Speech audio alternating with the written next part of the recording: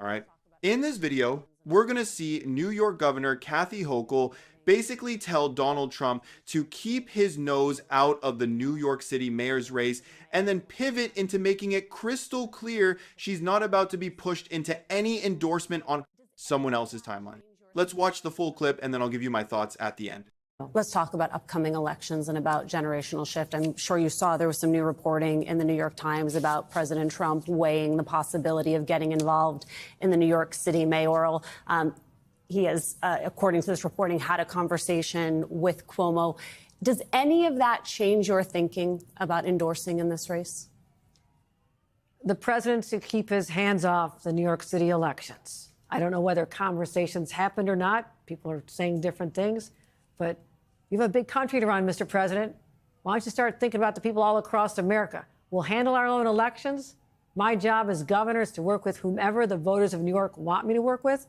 And last I checked, Donald Trump doesn't vote in New York City anymore. He checked out and went to Florida. But if Donald Trump nationalizes the mayoral election, won't it be a little bit like you stepping into this national fight over gerrymandering? Are you going to be forced to endorse Zoran Mandami? No, it's nothing pressures me to do what I don't want to do. I'll do what I want to do when I'm ready.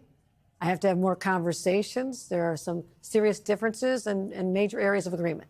So it is August. This election is November. And right now, I'm fighting a battle for the ages. And I'm not going to take my eye off that fight. I think that's an important point, Governor, to both Elise and Alicia's point about the politics of this race, because everyone has been, focused on Mandani and folks, Cuomo now making the moves that he's making and how that all plays out. I think for you, and I just want to get your thoughts on this very quickly, your focus has got to be on the bigger issue, which is how you can better position your state, not just for this upcoming mayoral cycle, but in the opportunities that lie ahead to grab seats in the more seats in Congress, and to have a bigger play or be a bigger influence on a national conversation, just as the one you were leveling up regarding redistricting. You couldn't hear Michael, but his question was essentially about the influence of New York and how you make sure that as there is this ongoing fight for democracy, New York is at the forefront. Of course we're at the forefront. This is New York. We encourage all the other states to join our effort. I know my colleagues in California have stepped up, J.B. Pritzker in Chicago. We're all doing what we can, whether it's assisting those individuals who had to leave their own state to protect democracy. And I want to tell you one thing about those Texas Democrats. When I hosted them, I took them to the governor's residence in Albany. You know who used to live in that home? Franklin Roosevelt, Teddy Roosevelt. I wanted those individuals to know that they're on the right side of history here, and that we support them. And these are citizens who've left their homes, leaving their kids behind, leaving their spouses behind. And you know what? Those are the people that we should consider the 2025 candidates for the profiles in courage. Okay, so first off, I actually kind of love how blunt that keep his hands off line was. Like, there wasn't even an attempt at sugarcoating it. She's basically saying, you've got a whole country you claim to care about, maybe worry about that before parachuting into our elections.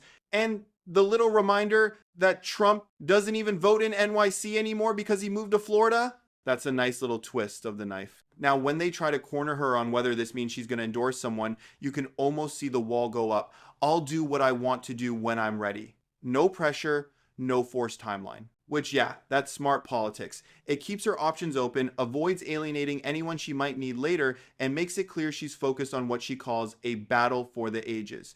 And honestly, you can tell she's talking about redistricting and the broader fight over democracy because she keeps circling back to that as the bigger picture. And then it shifts into this whole thing about New York having a bigger role in the national conversation, winning more congressional seats, and teaming up with other Democratic governors.